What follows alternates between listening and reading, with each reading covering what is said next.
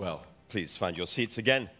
And here we are together at the beginning of a new year with a new motto card. I wasn't sure that we'd have one until the church leadership enthusiastically said to me in December, we've got to have a motto text for 2019. So here it is. I knew that we already had plans in place to begin January with two new sermon series. We're looking tonight at Thessalonians under the theme Great Expectations. So come along to our town centre venue in Eastcliff tonight for that as we launch that series. And next Sunday morning, I knew that we were planning to begin a new series in Jeremiah called Grace in the End. So there I was in December. Our leadership said, come on, we've got to have a motto. So I thought I can find one stone to kill two of the three birds. So here it is, that motto text from the prophecy of Jeremiah. For I know the plans I have for you, declares the Lord, plans to prosper you and not to harm you, plans to give you hope and a future. It is a fantastic verse, that, isn't it? It has to be one of the most popular and at the same time one of the most misunderstood verses in the whole Bible. Popular enough to be made into all manner of merchandise like T-shirts and photo frames and motto cards like ours.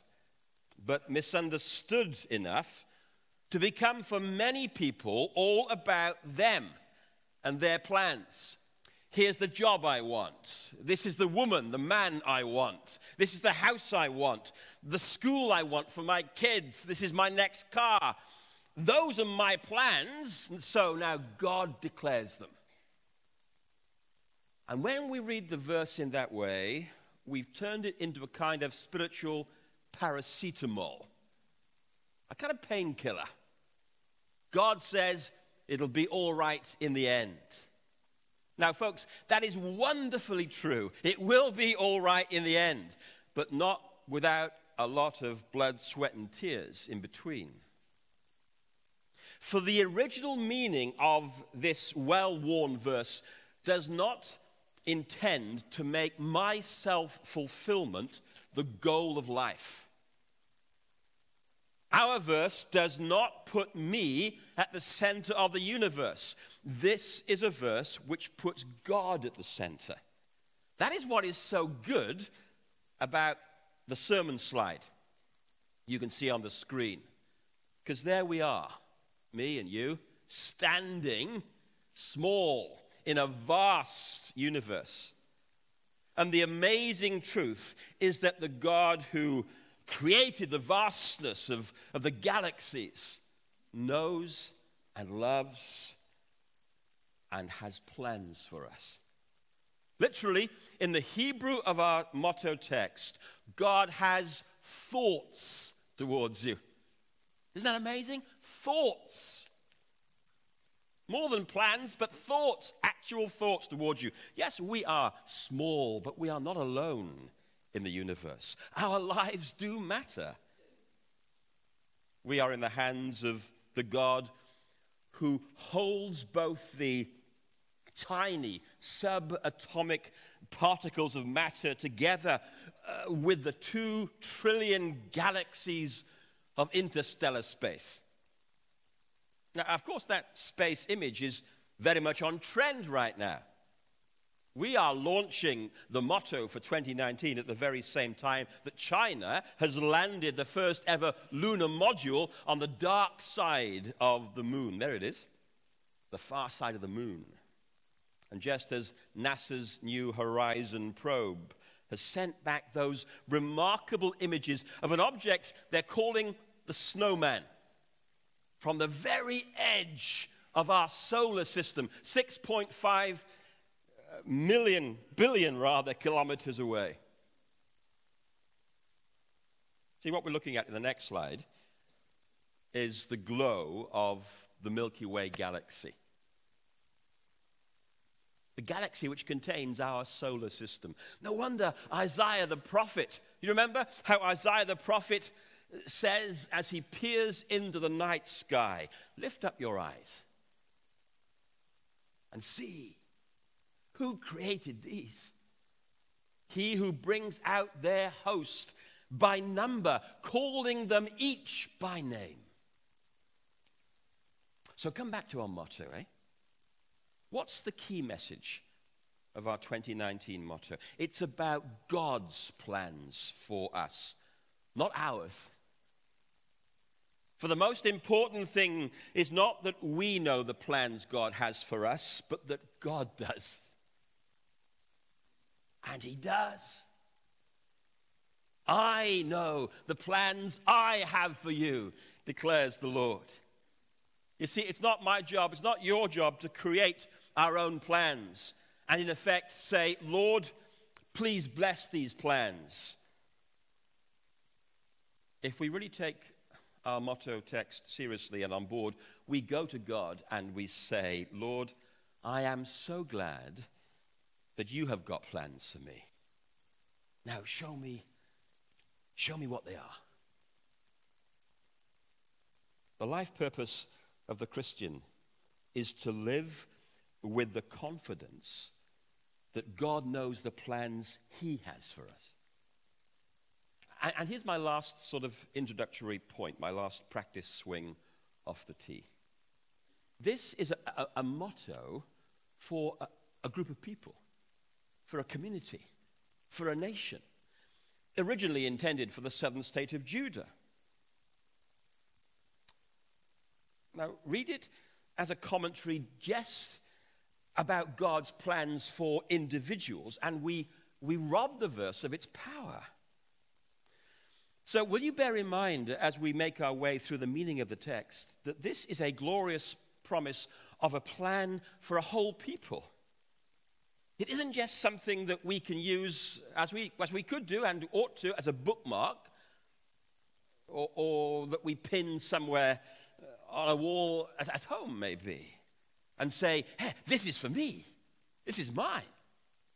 It is something rather that we can put on the church notice board and say, this is for us. For Lansdowne. For church. Okay, so we have a motto which is part of a letter to the exiles. So who wrote it? And when did they write it? Let's look at some names and dates, verses 1 to 3 of 29. This is the text of the letter that the prophet Jeremiah sent from Jerusalem to the surviving elders among the exiles and to the priests, the prophets, and all the people Nebuchadnezzar had carried into exile from Jerusalem to Babylon. This was after King Jehoiakim and the queen mother, the court officials, and the leaders of Judah and Jerusalem, the craftsmen and the artisans had gone into exile from Jerusalem. He entrusted the letter to Elasah, son of Shaphan, and to Gemariah, son of Hilkiah, whom Zedekiah, king of Judah, sent to King Nebuchadnezzar in Babylon. A lot of names there. I know history can be the boring bit. My wife, Sharm, will sometimes say to me, Peter, not everyone lives in the past like you do. But you see, folks, if we don't get the historical context right, we'll get the text wrong. And our motto is part of a letter which the prophet Jeremiah sends from one community to another. Yeah? He writes from Jerusalem, where this chap Zedekiah apparently is king, to the Jewish exiles in Babylon, where Jehoiakim is king. So we have two kings and two communities. And when we study the book of Jeremiah, that two communities becomes a very important part of the narrative and the meaning of the book. Anyway, there's a third king mentioned in the opening credits of chapter 29. He's Nebuchadnezzar, king of Babylon. He's the baddie in the story. If this was a pantomime, we'd be booing at the mention of his name. But where are we in the timeline? Well, it's about 597, give or take, 597 BC. Nebuchadnezzar in 597 invades Judah, the southern kingdom of Israel. The king at that time was a chap called Jehoiakim, not to be confused with Jehoiakim. It gets a bit confusing. And Jehoiakim dies during the siege. And his son, Jehoiakim, is taken into exile, along with the queen mother, as the text says, and many of the professional classes. Now, amongst them were who? Daniel and co.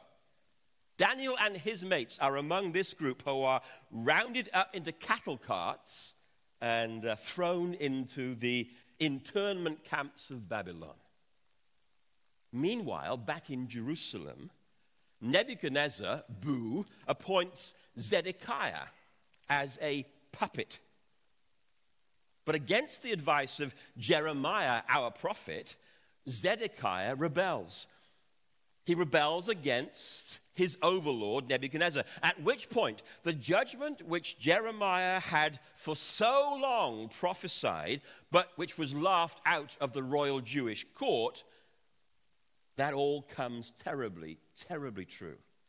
Because in 589, Nebuchadnezzar marches his army into Judah, flattens the walls of Jerusalem, destroys the temple, executes Zedekiah's children right in front of him, then plucks out his eyes and drags him in chains all the way to Babylon, and he dies on the way there. The net result of all of that is that for 70 years, the people of God endure captivity. They sit by the rivers of Babylon and they weep as they remember Zion. Boney M song. A Bible song, of course. So this is the world in which Jeremiah is operating and in which he writes this letter to the exiles.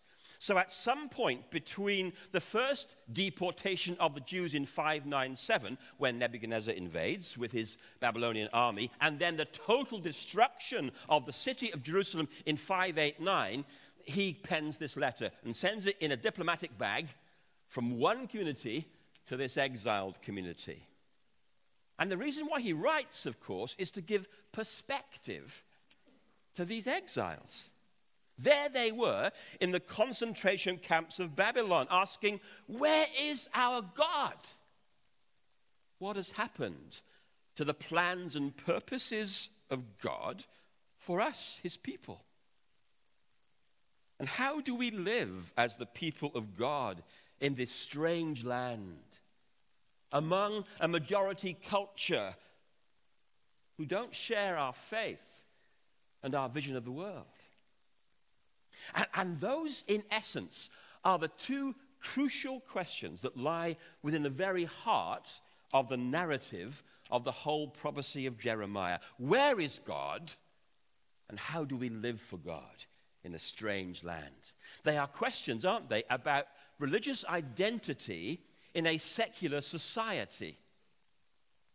And as such, they are precisely the big issues that the Christian and the Christian church grapples with in the West today.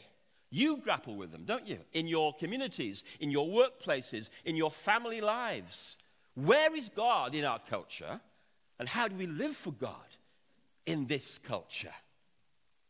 Where is the Christian God of the Bible? How do we sing the songs of God in a foreign land? How do we live as God's people in a society which largely rejects our reality and seeks to silence or marginalize our voice of faith? The answers Jeremiah gives here in this letter. And in many ways, it's very surprising what he says. Certainly his first bit of advice, and I'm going to give you the advice in two large brushstrokes.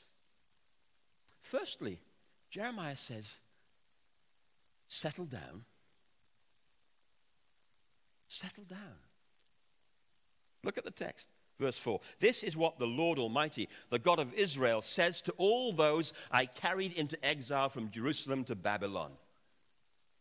Build houses and settle down.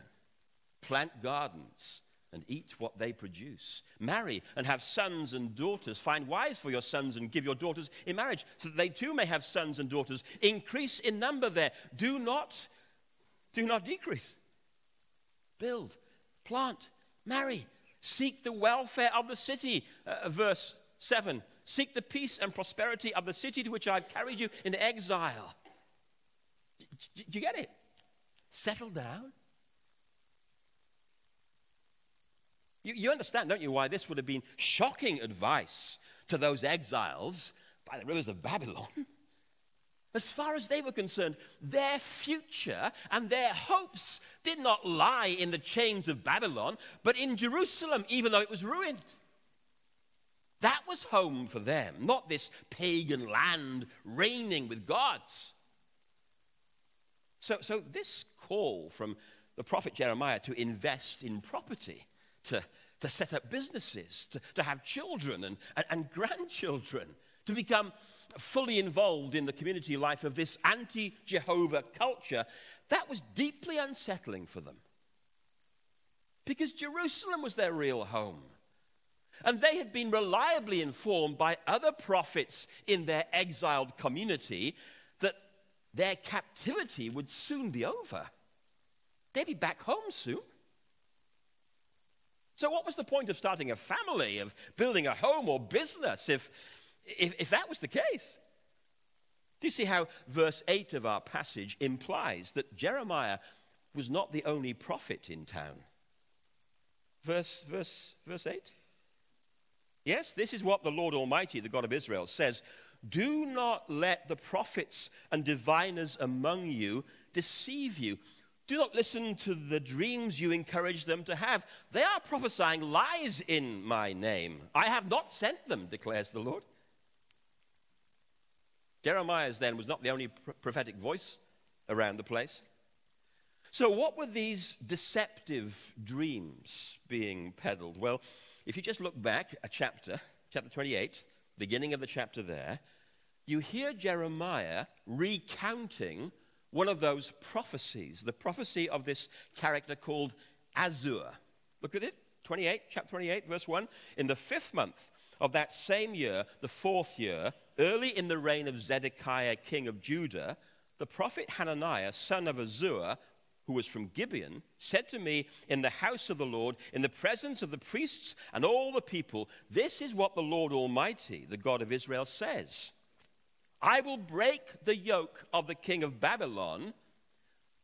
Within 2 years, I will bring back to this place all the articles of the Lord's house that Nebuchadnezzar, king of Babylon, removed from here and took to Babylon. I will also bring back to this place Jehoiakim, son of Jehoiakim, king of Judah, and all the other exiles from Judah who went to Babylon, declares the Lord. For I will break the yoke of the king of Babylon.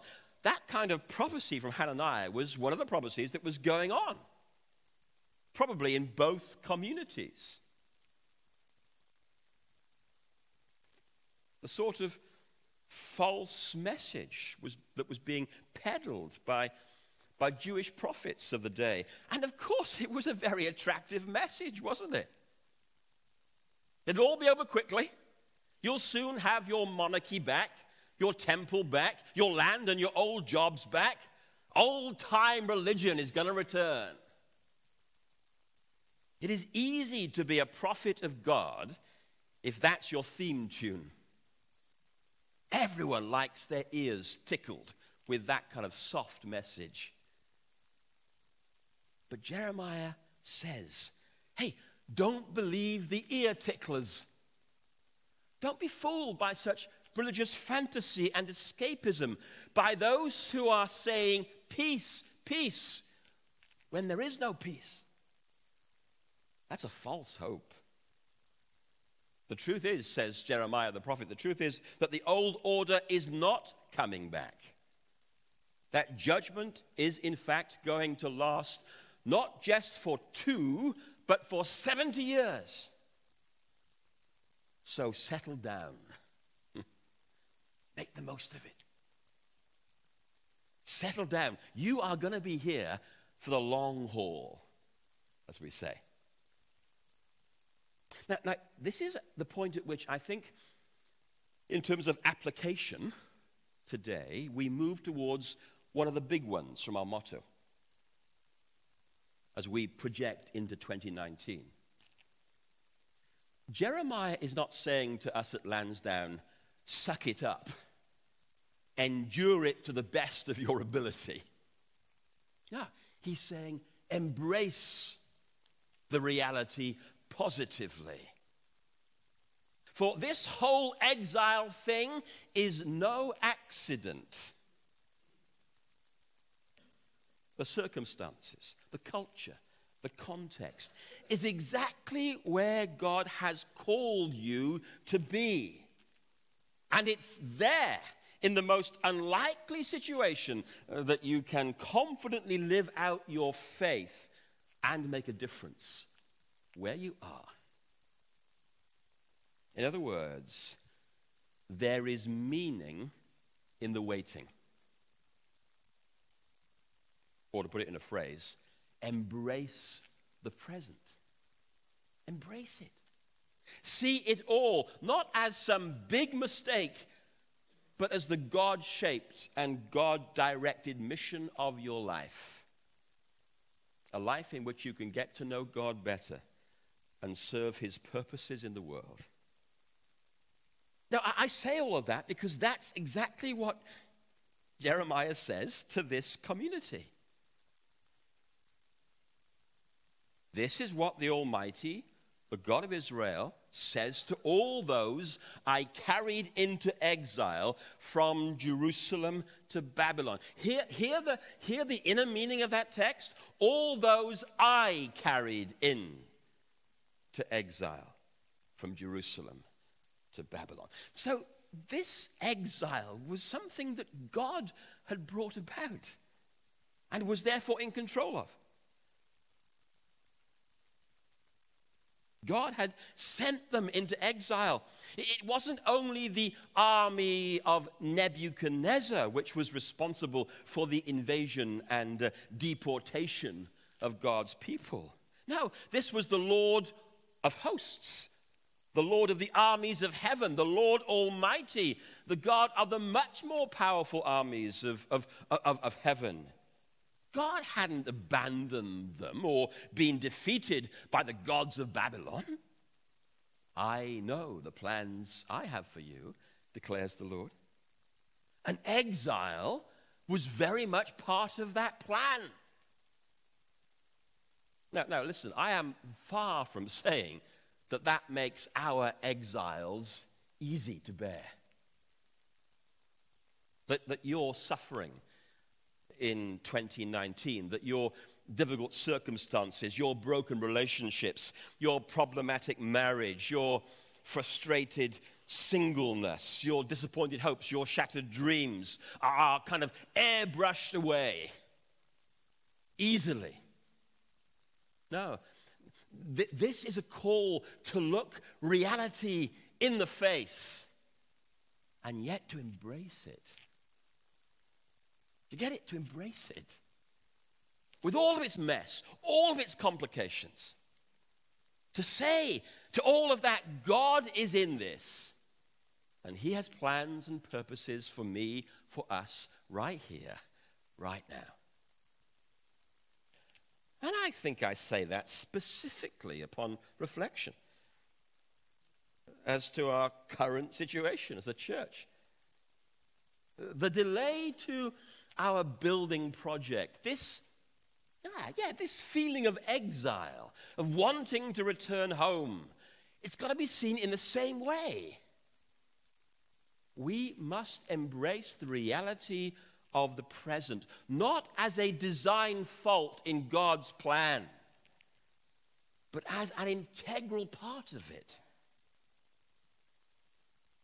But listen up, the exile will come to an end. By the way, I hope it takes a lot less than 70 years to finish the Lansdowne building project. But you see what I'm saying in all sincerity?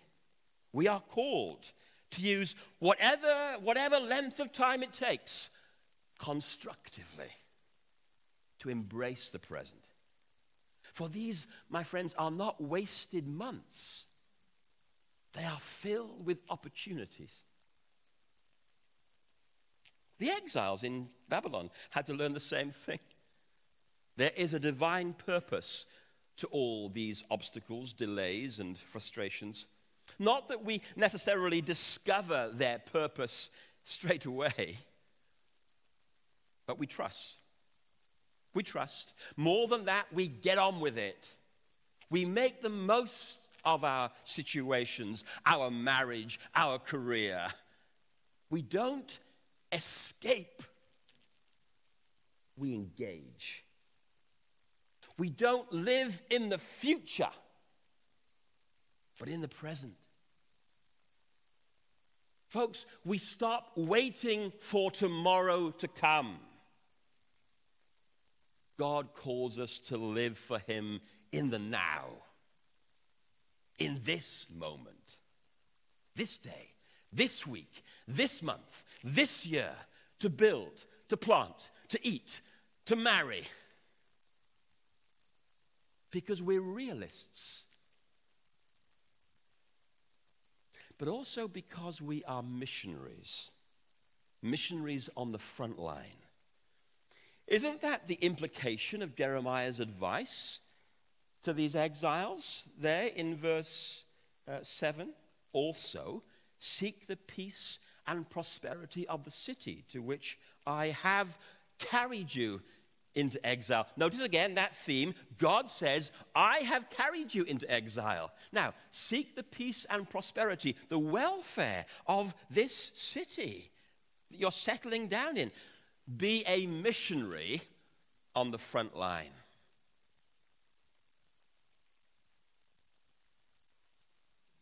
Now, what's the letter to the exiles therefore saying to us Lansdowne here at this point? I think it's saying, be a good neighbor.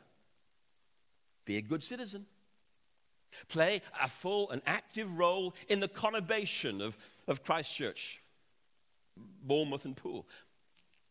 If the hat fits, wear it, go into politics. If the hat fits, wear it, start up a company. Become an artist, a fashion designer, a media producer. Find a woman and marry her.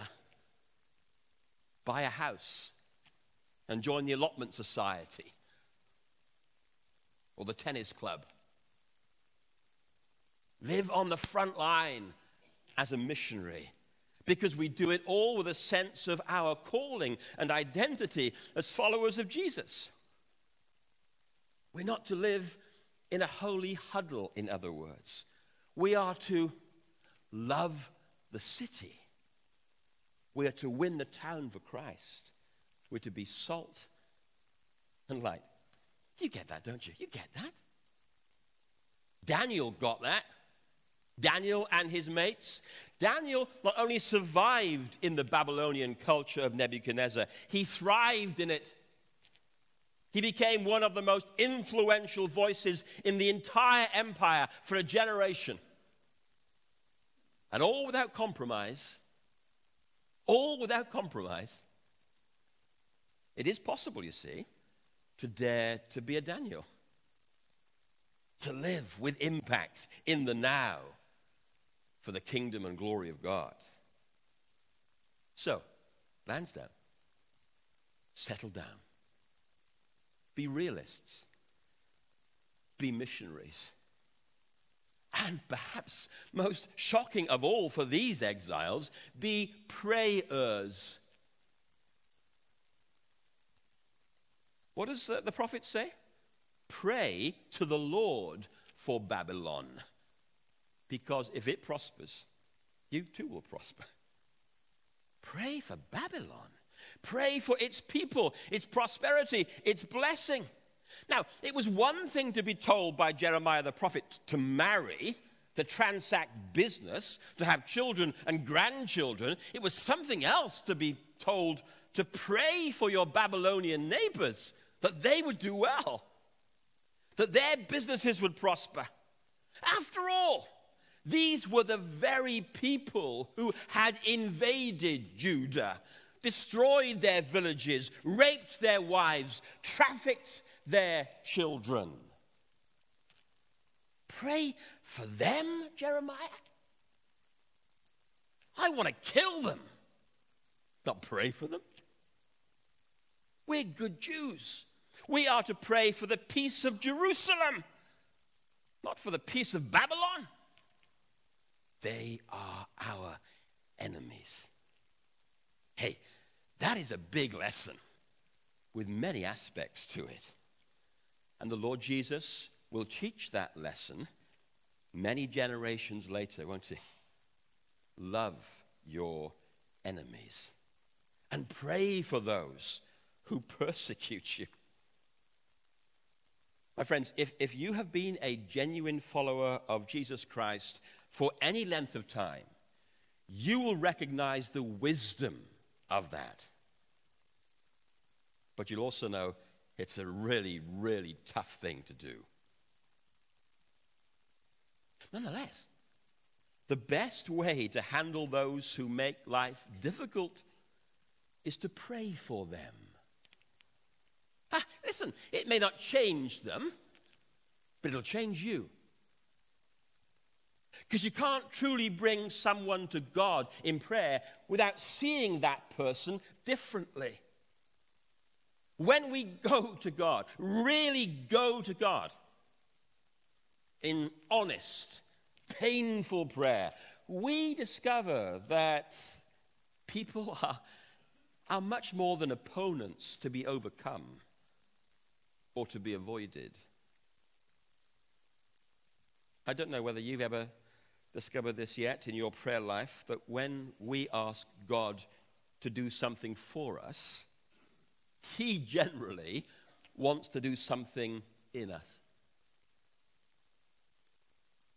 So all of this advice then, to be realists who invest in the present, missionaries who live on the front line of society, and prayers who want our enemies to be blessed, is the reason, is it not, why we are committed as a church to the communities of BH1 postcode and BH8 postcode, to the town centre and to Townsend, to Sleep Safe and In Touch, to Jelly Tots, and all the other programs that reflect our calling in mission here and now. Because it is our responsibility as God's people to be both citizens of heaven and citizens of earth. We are to be settlers, but we're also to be pilgrims. And it's that pilgrim perspective which is the second broad brushstroke feature of the advice that Jeremiah gives to these exiles. If number one is settle down, number two is look up. Verse 10, this is what the Lord says. When 70 years are completed for Babylon, I will come to you and fulfill my gracious promise to bring you back to this place. For I know the plans I have for you, declares the Lord, plans to prosper you and not to harm you, plans to give you hope and a future. Then you will call upon me and come and pray to me, and I will listen to you. You will seek me and find me when you seek me with all your heart. I will be found by you, declares the Lord, and will bring you back from captivity, and will gather you from all the nations and places where I have banished you, and I will bring you back to the place from which I carried you into exile. Be a pilgrim. Look up. In a way, of course, it's the opposite advice to the advice to settle down and be a realist. This now is a call to be an optimist, to be a visionary, to see the future and live for it. For this too is our mandate, to look forward to that future and hope that God has for his people. Because these exiles did have a future in God. They would return home. And the surprise was that God was going to use the exiled community as the ones to carry the hopes of the nation's future. It wasn't the community in Jerusalem that was carrying the nation's future. It was this confused, exiled community. The future belonged to the exiles. In fact, God was already bringing about that future as they rebuilt their lives in exile. God was at work and would be. He says in verse 10, I will visit you, and I will fulfill my promise to you, and I will bring you back to this place. So look up. And when these people are visited by God, when he comes to bring them home, here's what's going to happen. Then you will call upon me and come and pray to me, and I will listen to you. The one who has caused the exile will end it. And on that day, God will do a new thing. And part of that new thing will be the seriousness with which his people seek him and engage with him and pray to him. For here's the thing, when the people of God come home, they won't so much throw a party, they will gather to pray. Because that is the real sign of a true work of God. You will call upon me. You will seek me and find me when you seek me with all your heart, and I will be found by you. I will do this, says God, and you will do that. It is brilliant. God moves towards us so that we will move towards him. It's his initiative. That's the point. Because hope for God's people lies in God's willingness to be found, not in Israel's ability to search. The end of the exile will be the beginning of a new way of relating to God. It will be the basis of a new relationship. What Jeremiah and the other prophets will go on to call a new covenant. That's why in the design of our motto card, it really is great, this little motto card, you will see the faint shadow of a rainbow, the frequently repeated biblical image of the promise of God to the world and to his people to give both hope and a future. For the plans God has for us are a promise that will deliver not just a new way of relating to him, but will deliver a new creation. That is the ultimate and glorious future which drives us forward through 2019 and through every year. For as I close, this world is not our home. We are not ultimately settlers, but pilgrims. But though this world is not our final home, it is nonetheless our present home. This is where God has put you in 2019 and where he wants you to make a difference and where you can experience him in the mess and confusion maybe of your life. The plans God has for us do include the now, and not only the not yet. Now listen, I don't know what God's specific plans are for you in 2019. I don't know who you're going to marry. I don't know what your job's going to be like. I have no crystal ball. But God has his plans. He has everything covered. And God's plans are being worked out in the suffering of our exile, in the delays and disappointments, just as much as they will be worked out in our eventual homecoming. And my friends, we can be sure of two things at least. Number one, you can be certain that whatever those plans turn out to be, they will be plans to prosper you. God means it all for good. Just let God decide what the nature of that good will be. The other thing that we can be certain about is this: the best is yet to be. No eye has seen, no ear has heard what God has prepared for those who love him. The best is yet to be. So look up. Let's pray. Father, help us to live with this balance, to settle down at the same time to look up, to be realists and optimists, to be men and women who invest, who make a difference now in our communities and neighborhoods, who accept maybe the exile experience, and yet who are also visionaries, who believe that God's best is yet to be. And may we live like this as a church community, giving all the glory to Christ. For we pray it in his name. Amen. Well, I promised you in the E! News article